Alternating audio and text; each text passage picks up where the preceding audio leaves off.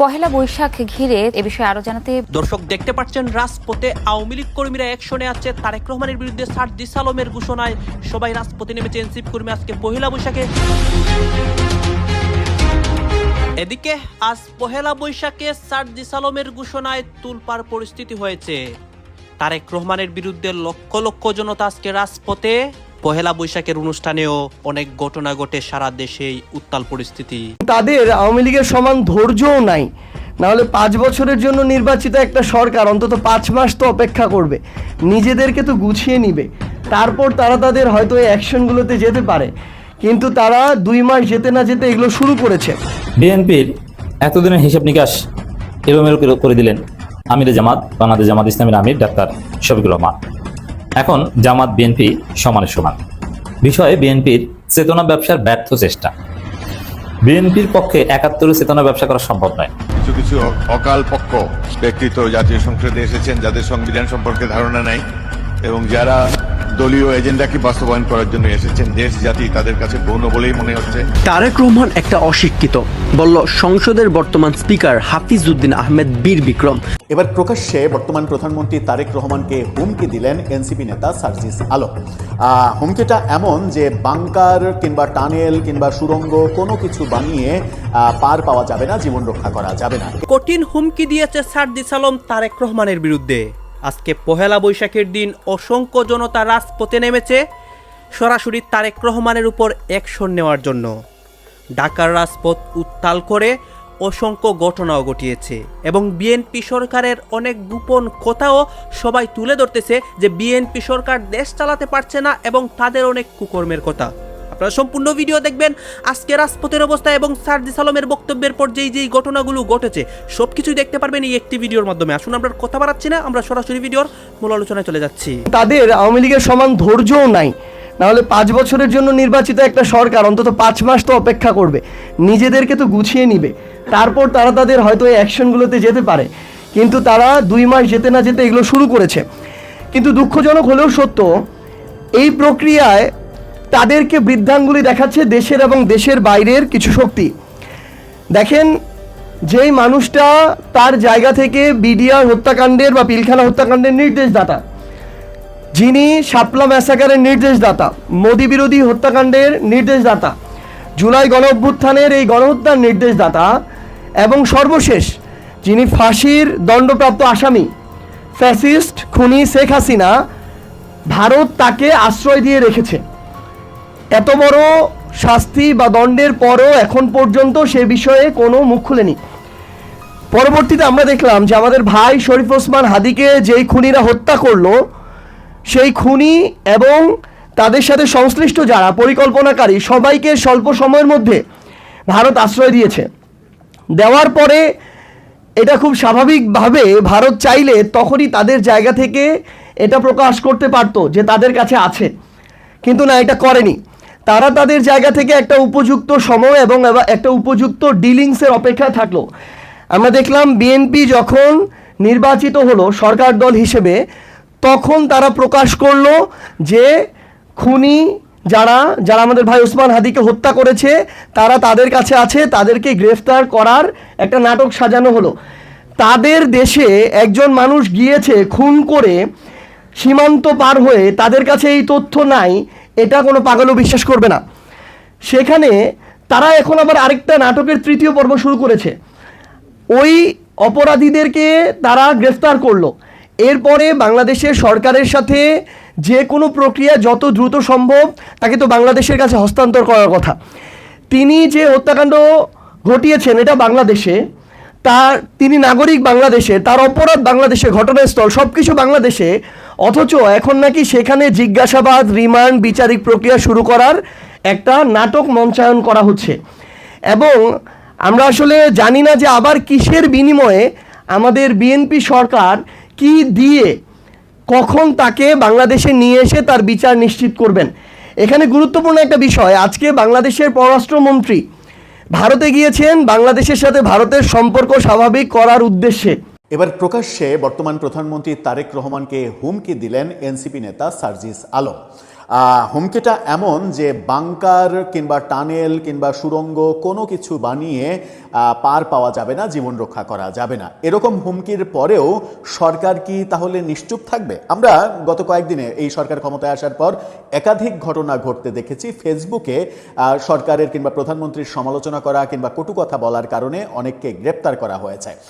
যারা প্রভাবশালী তারা কিন্তু জামিন পায়নি, কিন্তু জামাতের একজন কর্মীকে যখন গ্রেপ্তার করা হলো তখন 24 ঘন্টার মধ্যে তার জামিন হয়েছে। অন্য একাধিক লোক গ্রেপ্তার হয়েছে, তাদের কিন্তু কোনো জামিনের খবর আমরা পাইনি। তাহলে কি এই এনসিপির নেতারাও প্রচণ্ড প্রভাবশালী বলে তাদের এই বক্তব্যগুলোকে হালকাভাবে নেওয়া হবে?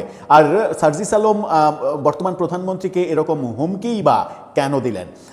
যারা শেখ হাসিনা সরকার পতনের জন্য আন্দোলন করেছিল, পরবর্তীতে তাদের বিভিন্ন নেতার কথাবার্তায় বোঝা গেছে যে এটা আসলে কোটা আন্দোলন ছিল না, এটা সরকার ফেলে দেওয়ার একটা প্ল্যান ছিল এবং এই প্ল্যানের সঙ্গে দেশি বিদেশি অনেকের সম্পর্ক ছিল। একটা দীর্ঘ প্ল্যান করেই সরকারকে ফেলে দেওয়া হয়েছে। সেই সময় শেখ হাসিনা বিরোধী প্ল্যান বাস্তবায়নের জন্য যাদের সহযোগিতা পাওয়া গিয়েছিল, তারা কি আবার তাদের সহযোগিতা পাবে বিএনপি সরকারকে ফেলে দেওয়ার জন্য? কি বলছেন সার্জিস আলম ফেসবুকে? গণমাধ্যমই বা তাকে নিয়ে কি বলছে?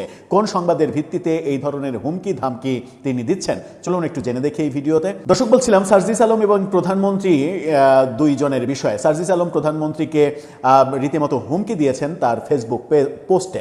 আমরা কদিন আগে দেখেছি তাদের আরেক নেতা নাসিরুদ্দিন পাটোয়ারি তিনি ওমরাতে গিয়ে ওই বক্সিং মেশিনে, যেখানে শক্তি পরীক্ষা করা হয়, সেই বক্সিং মেশিনে বক্সিং দেওয়ার আগে মেশিনটাকে দেখিয়ে বলেছে যে মির্জা আব্বাস, অর্থাৎ তিনি এরপরে যাকে ঘুষি দিবেন সেটা হচ্ছে মির্জা আব্বাস। এরকম অধ্যত্বপূর্ণ কর্মকাণ্ড করার পরেও তাদের বিরুদ্ধে কোনো ধরনের কোনো পদক্ষেপ সরকার নেয়নি।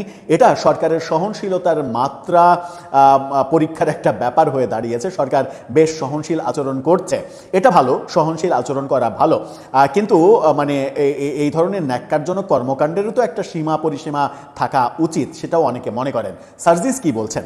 নাগরিক টেলিভিশনের শিরোনামটা দেখে নিন, সেখানে বলা হচ্ছে বাংকার বা টানেল বানিয়ে লাভ হবে না।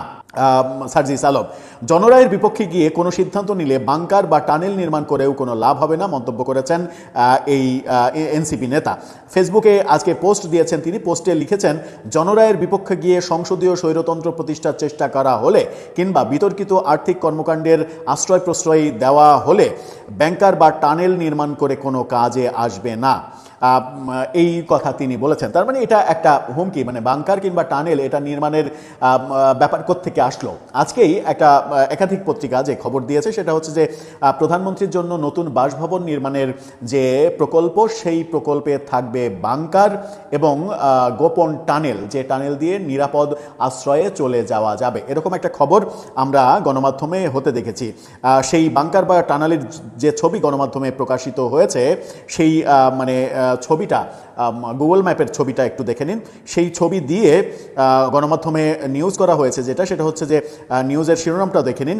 বলা হচ্ছে প্রধানমন্ত্রীর নতুন বাসভবনে থাকছে সুড়ঙ্গ ও টানেল, যা বহিঃশত্রুর আক্রমণ থেকে পরিবারকে সুরক্ষা দেবে। এটা একটা পজিটিভ উদ্যোগ। অবশ্যই এরকম একটা সর্বোচ্চ নিরাপত্তা ব্যবস্থা থাকা উচিত, কিন্তু সেটাকেই সার্জিস আলম অনেকটা ব্যঙ্গ করে বলছেন যে এগুলো করে কোনো লাভ হবে না। তার মানে এটা যে একটা প্রচ্ছন্ন হুমকি সেটা খুব সহজেই বোঝা যায়। যে কারণে এই বাংকার কিংবা টানেল নির্মাণ করা হচ্ছে, বলা হচ্ছে বহিঃশত্রুর আক্রমণ থেকে রক্ষা পাওয়ার জন্য। সেটা যদি দেশের অভ্যন্তরের শত্রুর আক্রমণের ব্যাপার হয়ে দাঁড়ায়, যেমনটা আমরা দেখেছি 24-এর গণ আন্দোলনের পরে গণভবন আক্রমণ করে লুটপাট, ভাঙচুর, আগুন দেয়া, এই ব্যাপারগুলো যেটা দেখেছি, সাবেক প্রধানমন্ত্রী শেখ হাসিনা গোপনে খুব দ্রুত হেলিকপ্টার দিয়ে তারপরে বিমানে চেপে ভারতে চলে গেছেন, জীবন রক্ষা পেয়েছিলেন। তিনি যদি সেখানে থাকতেন, তার ওই নিরাপত্তার এমন কোনো ব্যবস্থা সেখানে ছিল না যে জনরোষ থেকে তিনি বাঁচতে পারেন। পত্রিকার খবরে বলা হয়েছে আধুনিক বিশ্বের সঙ্গে তাল মিলিয়ে তৈরি করা হচ্ছে প্রধানমন্ত্রীর জন্য নতুন বাসভবন। বাড়ির নকশায় থাকছে বহির্বিশ্বের প্রধানমন্ত্রীদের বাড়ির আধুনিক ডিজাইন। সব সেফটি ও সিকিউরিটি মেনে বাসভবনের মাটির নিচে থাকবে অত্যাধুনিক বাংকার এবং সুড়ঙ্গ বা টানেল, যা বহিঃশত্রুর আক্রমণ থেকে প্রধানমন্ত্রীর পরিবারকে সুরক্ষা দেবে, এমনটাই পরিকল্পনা গণপূর্ত বিভাগের। বিএনপির এতদিনের হিসাব নিকাশ এলোমেলো করে দিলেন আমিরে জামাত, বাংলাদেশ জামাত ইসলামীর আমির ডাক্তার শফিকুর রহমান। এখন জামাত বিএনপি সমানে সমান। বিষয়ে বিএনপির চেতনা ব্যবসার ব্যর্থ চেষ্টা। বিএনপির পক্ষে ৭১ চেতনা ব্যবসা করা সম্ভব নয়, এটা হাস্যকর। যেরকম জামাতের পক্ষে নিজেদেরকে মুক্তিযোদ্ধা সাজিয়ে ৭১ চেতনা ব্যবসা করা সম্ভব নয়, এটাও হাস্যকর। কেন? অবাস্তব জিনিস, একদম ফালতু জিনিস। দেখেন, বিএনপি তো মুক্তিযোদ্ধা আছে, জামাত ইসলামী তো মুক্তিযোদ্ধা আছে। বিএনপি তো রাজাকার ছিল, জামাত ইসলামী তো রাজাকার ছিল। বরং বিএনপিতে সাজাপ্রাপ্ত রাজাকার ছিল, সাজাপ্রাপ্ত রাজাকাররা প্রধানমন্ত্রী এবং প্রেসিডেন্ট হয়েছেন, মন্ত্রী হয়েছেন। জামাতে সাজাপ্রাপ্ত কোনো রাজাকার জামাতের কোনো গুরুত্বপূর্ণ পদে ছিল না। এই ক্ষেত্রে আরো জামাত বিএনপি চেয়ে সেফ জোনে। কিন্তু বিএনপি এসেছে একমাত্র মুক্তিযুদ্ধের পক্ষের শক্তি সাজতে, যেরকম আওয়ামী লীগ সেজেছিল। এটা বিএনপির পক্ষে কোনোভাবেই সম্ভব নয়। It's আটারলি impossible. বিএনপি বলছে একমাত্র আওয়ামী লীগও নাকি মুক্তিযুদ্ধের বিরুদ্ধে ছিল, স্বাধীনতা চায়নি, স্বাধীনতা চেয়েছে নাকি শুধুমাত্র বিএনপি। কি উদ্ভট কথা। এখন আমিরে জামাত বিএনপির এই চেতনা ব্যবসায় লাল বাতি জ্বালিয়ে দিয়েছেন। কি বলে দেখেন, 71-এ তো বিএনপির জন্মই হয়নি, 71 তাদের হয় কিভাবে? চেতনা ব্যবসা মারান। 71-এ আপনাদের জন্ম হয়েছে, আপনাদের জন্ম হয়েছে 71-এর কমপক্ষে 7 বছর, 7.5 বছর বা 8 বছর পর। তো সেখানে আপনি 71 আপনাদের মানে যে আমরা, অথচ আপনাদের দল প্রতিষ্ঠা হয়েছে মুসলিম লীগারদের নিয়ে, যদুমিয়াদের নিয়ে এবং রাজাকারদের নিয়ে, শাহজিউর রহমানদের নিয়ে। জিয়াউর রহমানের পাশে বসে থাকতেন সবসময় সাজাপ্রাপ্ত রাজাকার শাহজিউর রহমান। আর আপনারা এসেছেন মুক্তিযোদ্ধা সাজতে। জিয়াউর রহমান মুক্তিযোদ্ধা ছিলেন, সেক্টর কমান্ডার ছিলেন। হ্যাঁ, যদিও অন্যান্য সেক্টর কমান্ডার এবং মুক্তিযুদ্ধকালীন সরকার জিয়াউর রহমানকে রাজাকার মনে করে, কিন্তু এদেশের জনগণ জিয়াউর রহমানকে মুক্তিযোদ্ধাই মনে করে। কিন্তু জিয়াউর রহমান মুক্তিযোদ্ধা ছিলেন সেনাবাহিনী হিসাবে, নট কোনো দলের নেতা হিসাবে। অতএব জিয়াউর রহমানের কোনো ক্রেডিট বিএনপি দাবি করতে পারে না, কারণ জিয়াউর রহমান বিএনপি হিসাবে মুক্তিযুদ্ধ করেন নাই, তখন বিএনপি ছিলই না। তো দর্শক দেখেন, জিয়াউর রহমান মুক্তিযোদ্ধা, এই ক্রেডিট যদি বিএনপি নিতে চায় তাহলে এটার সাথে কিয়াস করলে জামাতের কাউকে, বর্তমান প্রজন্মের জামাতের কাউকে স্বাধীনতা বিরোধী এই শব্দই তাদের শোনানো জায়েজ নেই। কারণ জিয়াউর রহমান মুক্তিযুদ্ধ করেছেন সেনাবাহিনী হিসাবে, বিএনপি হিসাবে নয়। তিনি বিএনপিতে এসেছেন, এটা নতুন আলাদা হিসাব। ঠিক তদ্রুপ যে জামাতের পূর্বপুরুষরা স্বাধীনতার বিরোধিতা করেছে, তারা পূর্বপুরুষ। কিন্তু বর্তমান জামাতের লোকজন বা বর্তমান আমিরে জামাত 71 সালে তিনি জাসদ ছিলেন। অতএব এই জামাতে স্বাধীনতা বিরোধী বলাটাই জায়েজ নাই, সমান সমান। এটা হচ্ছে সত্য কথা। তাই আপনারা 71-এ বিএনপির জন্ম হয়নি, আপনারা নিজেদেরকে স্বাধীনতার পক্ষের শক্তি বা মুক্তিযুদ্ধের একমাত্র নেতৃত্ব দানকারী শক্তি কিভাবে বলেন? ইতিহাসের সাথে এভাবে ধর্ষণ করতে গেলে আপনি কঠিন পরিস্থিতি পড়বেন। বিশেষ করে মুক্তিযুদ্ধে জিয়াউর রহমানকে এখন স্বাধীনতার স্বপ্নদ্রষ্টা বানানো থেকে শুরু করে স্বাধীনতার ঘোষক, সর্বাধিনায়ক, এগুলো বানানোর চেষ্টা করছে। এমনকি তারেক জিয়া নিজে, শিশু মুক্তিযোদ্ধা তারেক জিয়া নিজে এই কাজ করছেন। যেমন